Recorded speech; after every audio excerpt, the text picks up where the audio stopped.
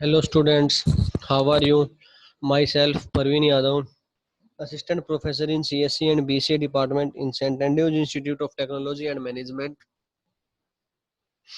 Today we are going to discuss the next topic from the unit number 3 of the subject Database Management System, and today's topic is data security techniques. So in last class we already discussed about the concept of data security, threats, जो हमने इन चीज़ों के बारे में पढ़ा, ये हमने last class में देखा था। बेसिकली डाटा सिक्योरिटी हमने जो देखा था कि हमारे पास काफ़ी सारे ऐसे केसेस जनरेट होते हैं जिसकी वजह से हमारा डाटा वहाँ पे लॉस होने के चांसेस बहुत ज़्यादा हो जाते हैं। लाइक अगर हम बात करें तो कुछ इस टाइप के प्रॉब्लम्स हमारे सामने आए थे, जैसे कि कॉन्फिडेंशियल जो डाटा है उसका लॉस होना, इंटीग्रिटी डाटा की उस पर इफेक्ट पड़ना, और उसके अलावा आपका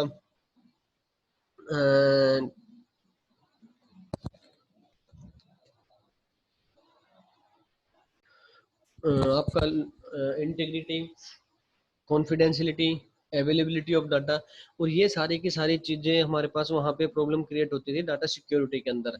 अगर लॉस ऑफ अवेलेबिलिटी हो जाए डाटा की, लॉस ऑफ कॉन्फिडेंशियलिटी हो जाए डाटा की, इंटीग्रिटी लॉस हो जाए डाटा का, तो ये सारी की सारी चीज़ों को रिमूव करने के लिए हमें कौन कौन सी टेक्निक्स हम लोग यूज़ करते हैं सो डैट हमारा डाटा सेफ, सिक्योर और कॉन्फिडेंशियल रहे। तो यहाँ पे बेसिकली दो टाइप के हमारे पास सिक्योरिटी मैकेनिज्म हम लोग यूज करते हैं। फर्स्ट हम डिस्कस कर लेते थोड़ा कि हमारे पास किस तरीके से हम लोग यूज करते हैं। तो कुछ कंप्यूटर बेस्ड टेक्निक्स हमारे पास होती हैं जो कि हम लोग कंप्यूटर बेस्ड कंट्रोल्स हैं।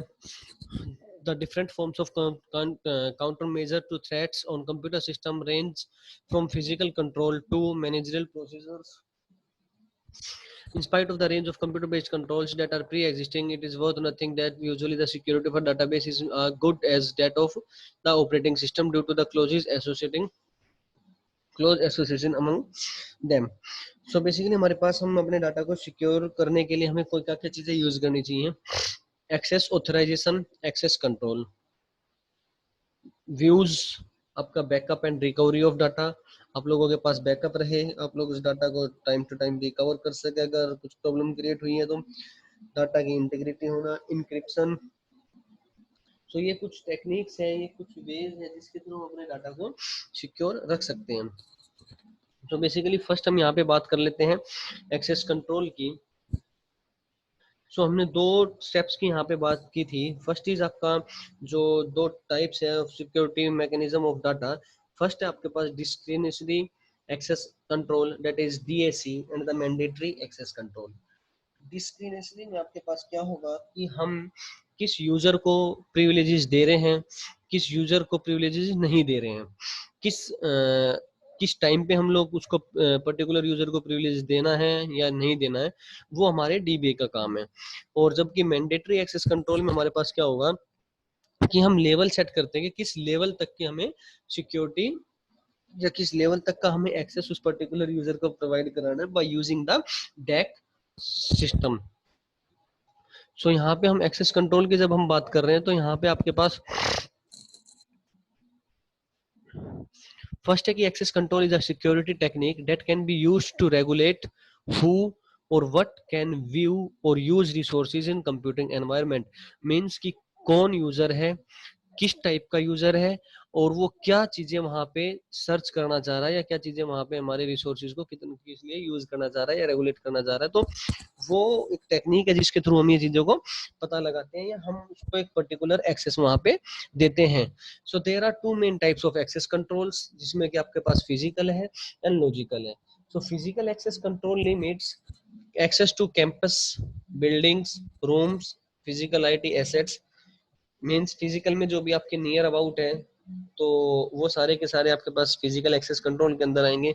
वहीं पे लॉजिकल एक्सेस के अंदर जो भी हमारे पास सिस्टम से रिलेटेड चीजें होंगी, फाइल है, डाटा है, नेटवर्किंग है, वो सारे के सारी चीजें आपके पास क्या आएंगी लॉजिकल के अंदर। उसके बाद है कि access controls are security features that control how user and system communicate and interact with other systems and resources. Means कि हमारे पास किस तरीके से एक पर्टिकुलर यूजर सिस्टम से किस तरीके से कम्युनिकेट करेगा, किस वे में कम्युनिकेट करेगा और किस लेवल तक कम्युनिकेट करेगा, वो हम लोग एक्सेस कंट्रोल के अंदर सेटअप करते हैं। तो access control is the flow of information between a subject and a resource. So यहाँ पे बात आती है कि सब्जेक्ट क्या है और रिसोर्स क्या है। बेसिकली कि एक्सेस हमारे पास क्या है कि एक फ्लो प्रोसेस है या फ्लो ऑफ इंफॉर्मेशन है या फ्लो ऑफ डाटा है एक सब्जेक्ट के और एक रिसोर्स के बीच में। अब यहाँ पे आपके पास सब्जेक्ट क्या है, एक एक्टिव एंटिटी है जो कि रिक्वेस्ट करती है जो कि एक रिक्वेस्ट एक्सेस करती है किसका, रिसोर्सेज का, कि उसको कौन सा रिसोर्सेज वहां पे चाहिए। फॉर एन एग्जांपल सब्जेक्ट, यहाँ पे सब्जेक्ट के जो एग्जांपल है वो आपके पास एक पर्टिकुलर यूजर हो गया, कोई प्रोग्राम हो गया, कोई प्रोसेस हो गई है। वहीं पे रिसोर्सेज में आपके पास क्या होगा कि रिसोर्सेज एक ऐसी एंटिटी है जिसके अंदर आपका डाटा स्टोर है या इंफॉर्मेशन स्टोर है। दैट मीन्स कि आपका डाटाबेस हो गया, आपकी कोई फाइल हो गई है, आपका कोई प्रोग्राम हो गया है जिसके अंदर डाटा स्टोर किया हुआ है आपने, आपका एक कंप्यूटर है जिसके अंदर आपने डाटा को स्टोर किया हुआ है। तो ये आपके हो गए हैं object. That means resources, that means कि एक ऐसी एंटिटी जिसके अंदर आपकी इंफॉर्मेशन या डाटा स्टोर हो उसको हम बोलेंगे रिसोर्स, और उस डाटा को जो एक्सेस करेगा उसको हम बोलेंगे सब्जेक्ट। तो एक्सेस करने वाला हमारे पास यूजर है, प्रोसेस है, प्रोग्राम है, जो भी उस पर्टिकुलर डाटा को एक्सेस करेगा उसको हम क्या बोलते हैं, subject. So access controls give organization the ability to control, restrict, monitor, and protect resource availability, integrity and confidentiality. जिस चीज के बारे में हमने ऊपर अभी बताया था कि हम ये तीनों ही प्रोसेस को हम चाहते हैं कि हम लोग इन तीनों ही प्रोसेस से जितना ज्यादा दूर रहे उतना ही हमारे डाटा के लिए सेफ एंड सिक्योर है। डाटा अवेलेबल रहे ऑल द टाइम, डाटा की इंटीग्रिटी हो वो रहे, और डाटा हमारा कॉन्फिडेंशियल रहे। उसके बाद आपका है डाटाबेस सिक्योरिटी एंड डीबीए। सो यहाँ पे आपके पास क्या है कि हम अगर बात कर लेते हैं एक बार पहले एक्सेस कंट्रोल की, तो एक्सेस कंट्रोल के अंदर जो हमने बताया कि हम लोग किस यूजर को किस लेवल तक की सिक्योरिटी देना चाहते हैं, वो आपके पास एक्सेस कंट्रोल है। अब वो सिक्योरिटी प्रोवाइड कौन कराएगा, बेसिकली वो जो सिक्योरिटी है वो प्रोवाइड कराएगा कौन, हमारा डीबीए। अब डीबीए हमारे पास कुछ एक चीजें हैं जो डीबीए यहाँ पे हमारे पास, सपोज करो कि हमारे यहाँ पे हमारे पास दो तीन यूजर है, तो एक यूजर को हमें अगर कोई एक पर्टिकुलर हम बात करें कि पर्टिकुलर एक्सेस अगर ग्रांट करना है, दूसरे वाले को हो सकता है कि वो पर्टिकुलर एक्सेस वो ग्रांट ना करना हो, थर्ड वन को वो ग्रांट करना हो, या किसी से हमें अगर अपना एक्सेस वापसी लेना है तो हम उस कमांड को क्या बोलते हैं, रिवोक कमांड। सो यहाँ पे आपके पास दो चीजें आई हैं, first one is grant, second one is revoke. Means आपको किसको क्या एक्सेस देना है वो आपके पास ग्रांट होगा, और किससे क्या एक्सेस आपको वापस लेना है वो आपके पास क्या होगा, रिवोक होगा।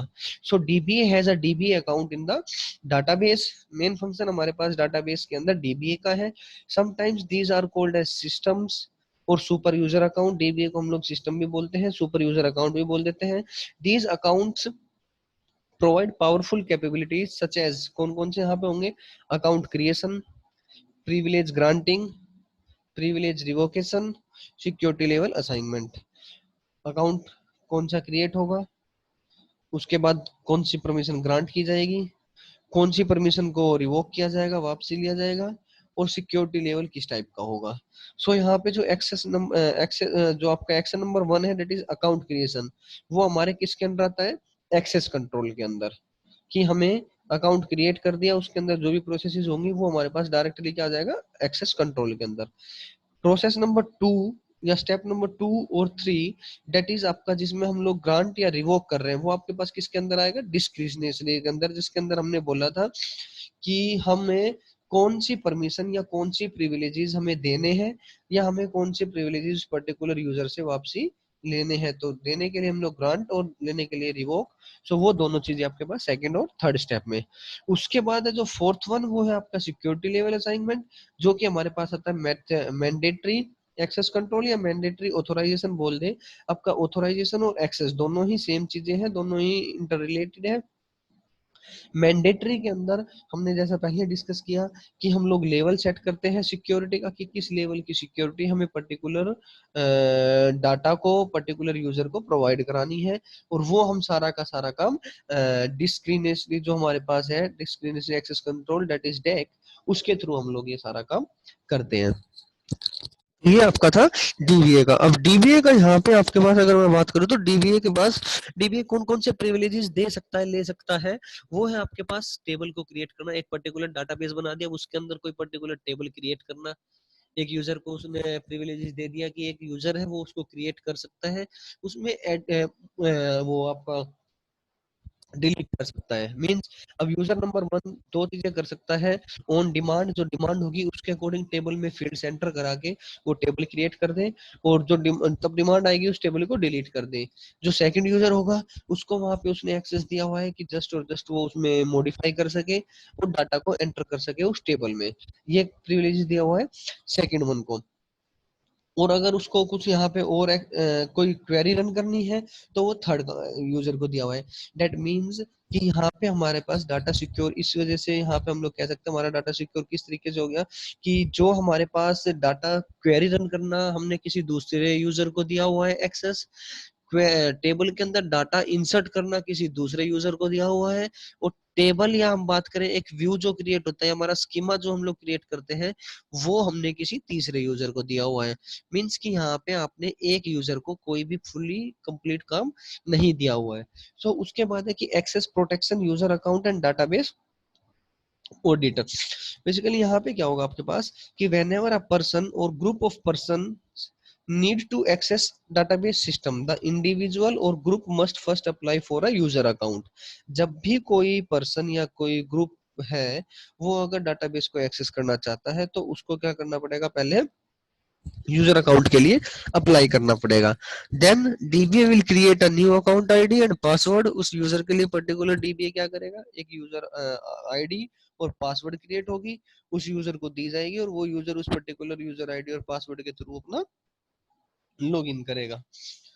ठीक है, उसके बाद the user must log in into the database by entering account ID and password whenever database access is needed. जब भी डाटाबेस के वहां पे उसको रिक्वायरमेंट होगी उस टाइम पे वो यूजर नेम और आईडी को एंटर करके एक्सेस कर सकता है। देन उसी का सेकंड स्टेप जो हमारे पास एक्सेस प्रोटेक्शन है, then database system must also keep track of all operations on the database that are applied by the creating user through each login session। हमारे डाटाबेस का अब क्या काम है, हमारे डाटाबेस सिस्टम का, कि वो एक रिकॉर्ड मेंटेन करके रखे या एक लॉग मेंटेन करके रखे कि किस टाइम पे कौन सी क्वेरी रन हुई है, किस टाइम पे किस यूजर ने लॉगिन किया है। जैसा कि हमने एग्जांपल दिया कि हमने तीन यूजर को अलग अलग प्रिविलेजेस दिए हुए हैं, और तीनों यूजर जब लॉगिन करते हैं और लॉग आउट करते हैं तो वो, और उन्होंने उस लॉगिन और लॉग आउट के बीच में जो भी वर्क किया है उसका एक कंप्लीट लॉग वहां पे हमारा डीबीएमएस सिस्टम क्या है कि मेंटेन करके रखे, सो डेट अगर कोई प्रॉब्लम क्रिएट भी होती है तो हम उस पर्टिकुलर लॉगिन सेशन से या लॉग्ड इन सेशन जो हमारा बना हुआ है उस पर्टिकुलर सेशन से, उस पर्टिकुलर फाइल से ये पता लगा सकते हैं कि किस टाइम पे किस यूजर के थ्रू वो एक्टिविटी की हुई है। जो कि हमने कल डिस्कस भी किया था कि आपका इंटेंशनली भी हो सकता है थ्रेट और अनइंटेंशनली भी हो सकता है किसी यूजर ने जानबूझ के किया हुआ वो कुछ, तो वो सारा का सारा अगर हमारे पास लॉग मेंटेन रहेगा तो हम उस चीज से उसको रिमूव कर सकते हैं। To keep a record of all updates applied to the database and of the particular user who applied each update, we can modify system log, sorry, system log which includes an entry for each operation applied for the database that may be required for recovery from a transaction failure or system crash। ये आपका basically database recovery से related है, वो भी हम discuss करेंगे next में अभी थोड़ी देर में। उससे पहले हम लोग बात करते हैं डाटाबेस एनक्रिप्शन की। यहाँ पे हम यहाँ पे हमारे पास एक्सेस ऑथराइजेशन और आपका एक्सेस कंट्रोल दोनों ही आपका इंटर रिलेट टर्म है। तो जो यूजर आपका ऑथराइज्ड होगा डीबीए है उसी को ही, उसी यूजर को एक्सेस देगा, और वही यूजर उस पर्टिकुलर वर्क के लिए वहां पे एलिजिबल होगा। देन आपके पास व्यूज की हमने बात की, तो व्यूज आपका वही है कि आप लोग अपने पर्टिकुलर यूजर को किस पर्टिकुलर क्या एक्सेसिबिलिटी दी है, वहां पे क्या एक्सेस वो कर सकता है। लाइक उसने क्रिएट की दी है, क्रिएट व्यू करना है, टेबल करना है, स्कीमा करना है, जो भी है, तो वो एक हर एक यूजर का अलग अलग परमिशंस वहां पे डीबीए के थ्रू प्रोवाइड कराई जाती है। उसके बाद आपके पास यहाँ पे encryption of data. Encryption of data में बेसिकली आपके पास क्या होगा कि अगर हम बात करें कि आप लोगों ने काफी टाइम पेमेंट वगैरह की होगी, सो वहां पे उस टाइम ऑनलाइन पेमेंट के केस में क्या होगा कि कोई आपने एग्जांपल भी सुना होगा पेपैल से रिलेटेड या वीजा कार्ड से जो रिलेटेड है। तो हम बात करें जब हम लोग उसमें इंफॉर्मेशन सेंड करते हैं और जब वो पर्टिकुलर वहां पे डाटाबेस में जाती है, तो वो जो डाटा है, वो जो इन्फॉर्मेशन जो हम लोग वहां पे एंटर करते हैं, वो जो टेक्स्ट हम लोग वहां पे एंटर कर रहे हैं, वो उसमें ना जाके वो जो टेक्स्ट हमने एंटर किया है वो चेंज होता है हमारा, और वो एनक्रिप्टेड फॉर्म में मेरे डाटाबेस तक पहुंचती है। सो यहाँ पे हम लोग बात करें तो जो जो भी ये भी आपके पास जितनी भी साइट्स जो कि HTTPS that is hyper text transfer protocol secure use करती हैं, वहां पे ये सारे के सारे किस लिए यूज किए जाते हैं, HTTPS फॉर सिक्योरिटी पर्पस के लिए। सो वहां पे क्या होगा बेसिकली, अगर फॉर एन एग्जांपल अगर हम बात करें कि हमारे पास कोई एक हमने टेक्स्ट एंटर किया है, हम रिडायरेक्ट हो गए हैं पेपल या वीजा की साइट पे, और हमने एक टेक्स्ट एंटर कर दिया दैट इज ABC। अब जो ABC है वो फर्स्ट यहाँ पे एनक्रिप्ट होगा, और ABC मेरे पास यहाँ पे क्या हुआ, एक प्लेन टेक्स्ट हुआ। अब ABC जब यहाँ पे चेंज होगा, तो जो चेंज हुआ है वो सपोज DEF में चेंज हुआ है। सो DEF हमारे पास यहाँ पे हुआ सिफर टेक्स्ट, और ABC हमारे पास यहाँ पर हुआ प्लेन टेक्स्ट। और जब वो प्लेन टेक्स्ट से सिफर टेक्स्ट में गई है, तो यहाँ पे एक एल्गोरिदम लगती है जिसको हम बोलते हैं एनक्रिप्शन एल्गोरिदम। दैट मीन्स कि ये मेरे पास जो चेंज हो रहा है वो +2 के साथ चेंज हो रहा है, जैसे B है वो +2 के साथ, C है वो +2 के साथ। दैट मीन्स कि अगर हम कोई भी अब यहाँ पे अल्फाबेटिकल नंबर डालते हैं, तो वो +2 के साथ एनक्रिप्ट हो जाएगा, चेंज हो जाएगा। ये मेरी कुछ एक एल्गोरिदम बनती है जिसको हम एनक्रिप्शन एल्गोरिदम बोलते हैं। और जब ये डाटा मेरे पास सेकंड में यूजर के पास जाता है, हम बात करें सर्वर पे जाता है, तो वहां पे हम लोग कह सकते हैं कि अब वो डाटा जो है वो चेंज हो जाता है। दैट मीन्स कि अब सिफर टेक्स्ट से वो प्लेन टेक्स्ट में आ जाता है। दैट इज आपका DEF था, तो वो किस में कन्वर्ट हो जाएगा, ABC में।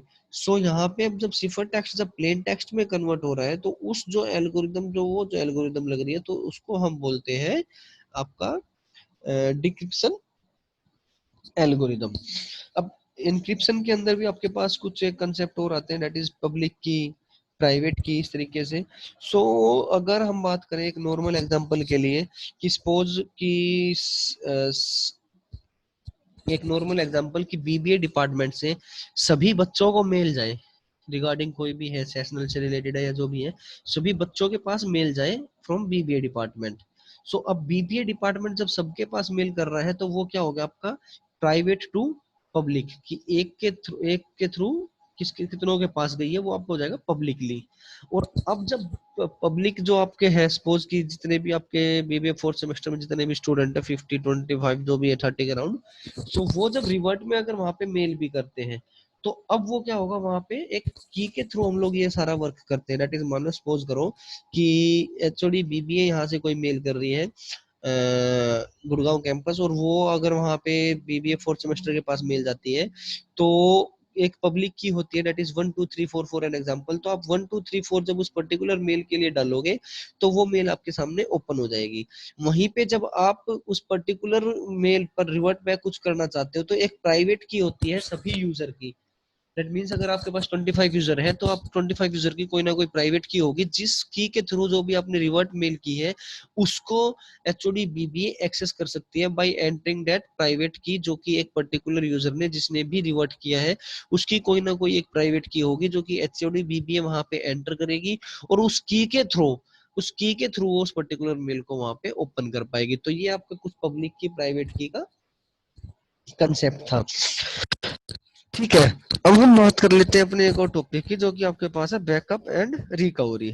अब बैकअप एंड रिकवरी में एक सिंपल सा एग्जांपल पहले डिस्कस करने से पहले हम बता देते हैं कि एक छोटा सा जो केस अब डेली बेसिस पे क्रिएट भी हो जाता है कि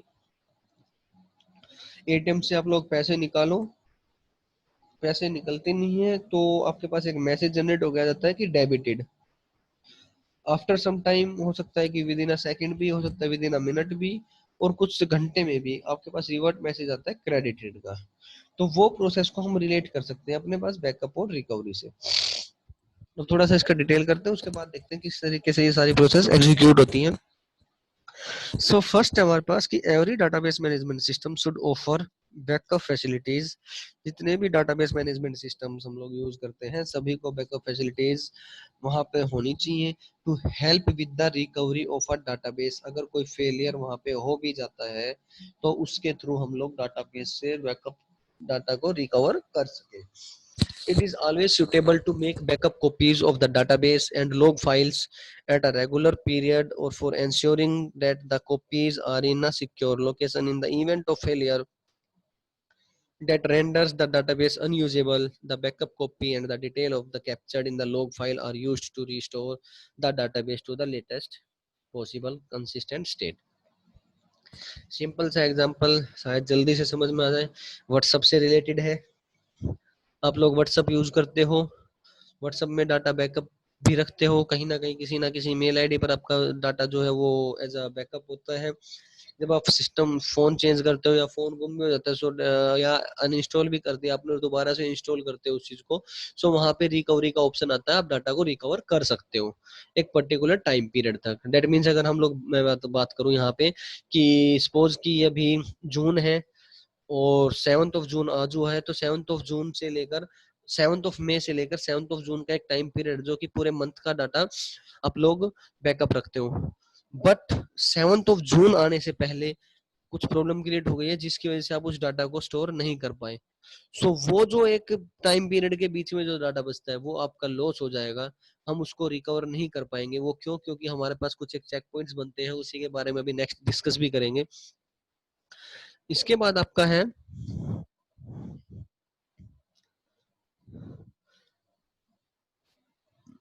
डाटाबेस रिकवरी। तो ये हमने प्रोसेस बताई है वही कि the entire database management system is very complex structure with multiple transactions, क्योंकि बहुत सारी ट्रांजैक्शंस वहां पे होते हैं being performed and carried out every second. एक सेकंड में बहुत सारी ट्रांजैक्शंस वहां पे जनरेट होती हैं। सो ये उसका सारा का सारा कंसेप्ट है। उसके बाद the toughness and the strength of a system depend not only on the complex and secured architecture of a system but also in the way how the data are managed and maintained, कि किस तरीके से एक worst case में भी हम data को manage करके रख सकते हैं और मेंटेन करके रख सकते हैं। अगर कोई आर्किटेक्चर फेलियर हो जाए, क्रैश हो जाए, तो हम उस डाटा को रिकवर कर सकते हैं अगर कहीं पे बैकअप में हमने उसको स्टोर करके रखा हुआ होगा। So it is the method of restoring the database to its correct state in the event of failure at the time of the transaction or after the end of the process. Earlier you have been given the concept of database recovery as a service that should be provided by all the database for ensuring that the database is dependable and remains in a consistent state. ये सारी की सारी theory जो है ये आपके related है कि किस तरीके से डाटा को हम लोग स्टोर करते हैं, कैसे बैकअप को रखते हैं और उसके बाद कैसे उसको रिकवर करते हैं। ये एग्जांपल के बाद बारे में एग्जांपल में भी देखेंगे। सो फर्स्ट है कि what is the need of database recovery, क्या रिक्वायरमेंट है, क्यों हम लोग यूज करते हैं। सो फर्स्ट स्टेप है यहाँ पे ड्यू टू हार्डवेयर और सॉफ्टवेयर एरर्स। कोई भी एरर वहां पे क्रिएट हो सकता है, सिस्टम क्रैश हो सकता है जिसकी वजह से डाटा मेन मेमोरी में अगर कुछ प्रॉब्लम क्रिएट हो जाए तो डाटा आपका लॉस। कोई हार्ड डिस्क में या कुछ इस तरीके से सेकेंडरी स्टोरेज डिवाइस में अगर कुछ प्रॉब्लम क्रिएट हो जाए तो डाटा लॉस। कुछ एप्लीकेशंस होती हैं ऐसी, कुछ सॉफ्टवेयर एरर्स क्रिएट हो जाते हैं जिसकी वजह से आपका डाटा लॉस। ठीक है, जो हमने सेकंड स्टोरेज की बात की, यहाँ पे एक एग्जांपल, अगर आपने पेन ड्राइव के अंदर डाटा लिया हुआ है और पेन ड्राइव किसी तरीके से वायरस अगर आ जाते हैं तो आपका मोस्ट प्रोबेबली डाटा वहां पे लॉस हो ही जाता है। ठीक है, देन आपका नेक्स्ट है नेचुरल फिजिकल डिजास्टर। ये हमने लास्ट क्लास में डिस्कस भी कर लिया इसका एग्जांपल रिगार्डिंग सिफी। आप लास्ट वीडियो क्लास जो हुई है उससे भी देख सकते हो कि सिफी का एग्जांपल हमने किस तरीके से डिस्कस किया था कि नेचुरल डिजास्टर्स में क्या क्या हो सकते हैं। यहाँ पे कुछ एग्जांपल भी है, फायर है, फ्लड है, अर्थक्वेक है, पावर फेलियर है, कुछ भी हो सकता है। उसके केस में भी डाटा लॉस होने के चांसेस है।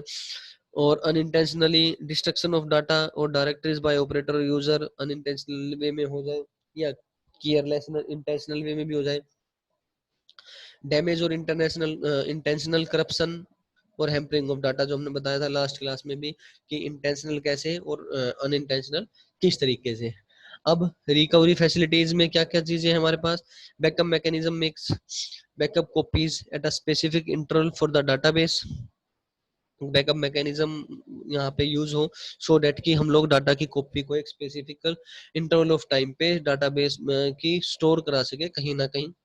लॉगिंग फैसिलिटीज हो जिसकी वजह से हम ट्रैक कर सकें particular current state of transaction की कि किस टाइम पे कौन से चेंजेस उस पर्टिकुलर डाटाबेस में किस यूजर के थ्रू हुए हैं। अगर हमारे पास लॉग मेंटेन होगा तो हमें पता लग जाएगा। चेक पॉइंट फैसिलिटी हो जिसकी वजह से एक पर्टिकुलर चेक पॉइंट पे हम जाके अपने डाटा को रिकवर करा सकें। Recovery manager allows the database system for restoring the database to a reliable and steady state after any failure occur. Recovery manager हम लोग यूज कर सकते हैं जिसकी वजह से हम लोग अपने डाटाबेस को रिस्टोरिंग डाटाबेस के लिए हम लोग रिकवरी मैनेजर को यूज कर सकते हैं। अब बात आती है हमारे पास यहाँ पे रिकवरी के लिए तो एग्जांपल हम लोग बात कर रहे थे आइदर फेसबुक का लो या किसी का सॉरी व्हाट्सएप का लो। सो यहाँ पे हम एग्जांपल लेके चलते हैं कि सपोज कि जो चेक पॉइंट है ये आपका है 7 मई। लास्ट जो डाटा आपने बैकअप किया था वो 7 मई को किया था। उसके बाद यहाँ पे कुछ डाटा आपने सेंड भी किया है व्हाट्सएप पे। ये जस्ट एक व्हाट्सएप का एग्जांपल ले रहा हूँ, आप यहाँ पे कोई भी ले सकते हो, अपना अकाउंट से रिलेटेड भी ले सकते हो, वो भी एक अच्छा एग्जांपल है यहाँ पे कि अकाउंट में आपने कोई ट्रांजेक्शन किया है उसके वो भी एग्जांपल हो सकता है। सो यहाँ पे आपने व्हाट्सएप पे कुछ डाटा सेंड किया बट जब आपका फेलियर जनरेट हुआ डेट मीन्स कि 7 जून को आपका एक मंथ होता है और आप उस मंथ पे हम लोग डाटा को बैकअप करते हैं लेकिन 7 जून से पहले ही आपका कुछ प्रॉब्लम क्रिएट हो जाती है। सो वो प्रॉब्लम क्रिएट हो जाती है तो जो बीच का जो डाटा है हमारा दैट इज T2 T3 और T4 के टाइम पे कोई प्रॉब्लम क्रिएट हुई है तो यहाँ पे जो ये डाटा होगा ये आपका क्या हो जाएगा, यहाँ पे ये वाला डाटा आपका लॉस हो जाएगा और उससे पहले का जो प्रोसेस थी वो क्या हो जाएगी, मेंटेन रहेंगी चेक पॉइंट के केस में। अब जो बात हमने की थी लॉगिंग के लिए, अगर हम लोग लॉग मेंटेन करके रखते हैं सो लॉग अगर आप लोग मेंटेन करके रखेंगे तो उसके थ्रू क्या होगा कि यूजर का पता लग जाएगा किस यूजर ने किस टाइम पे कहाँ पे लॉगिन किया है कैसे लॉगिन किया है। अब हम यहाँ पे अपना बात कर लेते हैं ट्रांजेक्शन से रिलेटेड। सपोज कि आपने जो चेक पॉइंट है इस टाइम पे आपने कुछ 10,000 अमाउंट अपना डेबिट क्रेडिट कराया अपने अकाउंट में। आधे घंटे के बाद आपने कोई और प्रोसेस वहां पे जनरेट की है, कोई ट्रांजेक्शन किया है 5,000 के रिगार्डिंग, देन फिर आपने एक और की है, देन फिर आपने एक और की और यहाँ पे कुछ प्रॉब्लम क्रिएट हो जाती है। सो यहाँ पे इस टाइम पे क्या होगा कि जो लास्ट आपकी ट्रांजेक्शन दिया जिस टाइम पे चेक पॉइंट क्रिएट हुआ है वहां पे आपका पूरा डाटा सिक्योर होगा तो वहां तक के आपका जो डाटा चेक पॉइंट तक का डाटा है उस डाटा को कोई भी इफेक्ट नहीं रहेगा। और अगर हम लोग यहाँ पे मेंटेन करके रखते हैं तो जिस टाइम पे फेलियर जनरेट हुआ है उस टाइम पे किस यूजर ने किस टाइम पे किस सिस्टम से लॉग इन किया है वो इन्फॉर्मेशन भी हमारी लॉग फाइल के अंदर स्टोर हो जाती है सो डेट कि हमारे लिए इजी हो जाता है उस पर्टिकुलर यूजर तक पहुंचना। So data the recovery system reads the logs backward from the end to the last check point. जो हमने बात की कि यहाँ से स्टार्ट करेंगे हम T4 से T3 T2 चेक करेंगे T1 चेक करेंगे वहां पे चेक पॉइंट मिलेगा डाटा को हम वहां से रिकवर करेंगे। अब यहाँ पे दो लिस्ट मेंटेन होती है जिसको हम बोलते हैं अंडू लिस्ट और redo list. If the recovery system sees, जब हम यहाँ पे हमारे पास रिकवरी मैनेजर जब चलती है या रिकवरी सिस्टम जब यहाँ पे हमारा प्रोसेसिंग में आता है तो वो क्या करेगा कि TN स्टार्ट दैट मीन्स कहाँ से स्टार्ट हुए थे और कहाँ पे चेक पॉइंट कमिट है आपका, मीन जो चेक पॉइंट है लास्ट में किस टाइम पे हम लोग कमिट हुए थे हम लोग उसका बीच में जो आपका है तो उस प्रोसेस को हम लोग रखते हैं रीडो लिस्ट में। और अगर हम बात करते हैं if the recovery system sees a log with TN start only but वहां पे आपके पास ना तो commit है ना abort है ना log है, अगर ये टाइप की कमांड्स वहां पे उसको नहीं मिलती हैं तो हम उस ट्रांजैक्शन को किस में डाल देते हैं, अनडू लिस्ट में डाल देते हैं। अब यहाँ पे एक और चीज है कि all the transactions in the undo list are then undone and their logs are removed. That means कि जब हमारे पास रिकवरी टेक्निक यहाँ पे चली, हमारी रिकवरी टेक्निक चली और हमें TN कोमा स्टार्ट वहां पे हमारे पास जो प्रोसेस आई है लोग जो हम लोग चेक कर रहे हैं वहां पे मिलता है TN कोमा स्टार्ट और कमिट या अबोर्ट इस टाइप के लोग हमें वहां पे नहीं मिलते हैं। दैट मीन्स कि अब वो जो फाइल है वो आपकी अनडू लिस्ट फाइल है। मीन्स कि हमें वहां पे कुछ नहीं मिला, हम जो हमारे पास उस लिस्ट को हम उसको कंप्लीटली उस लॉग को रिमूव कर देंगे। वहीं पे अगर ऑल दी ट्रांजैक्शन अगर रीडो लिस्ट के अंदर है तो हम उस जो भी वहां पे डाटा है उसको रिमूव करने के बाद उसको फिर दोबारा से सेव कर देंगे, सो डेट कि जो मेरे पास जो डाटा है उसका दोबारा से एक फ्रेश कॉपी हम लोग वहां पे सेव कर सके। सो आज की क्लास में मेनली हमारे पास टेक्निक्स ऑफ डाटाबेस हमने यहाँ पे किया है, जिसके अंदर आपने data encryption, access control, access authorisation जो कि एक्सेस कंट्रोल में ही है, और आपका बैकअप एंड रिकवरी, हमने ये चीजें पढ़ी हैं आज कि क्या क्या बेनिफिट्स है रिकवरी के अंदर, क्या क्या वे है जिसके थ्रू हम अपने डाटा को सेफ और सिक्योर रख सकते हैं। Thank you.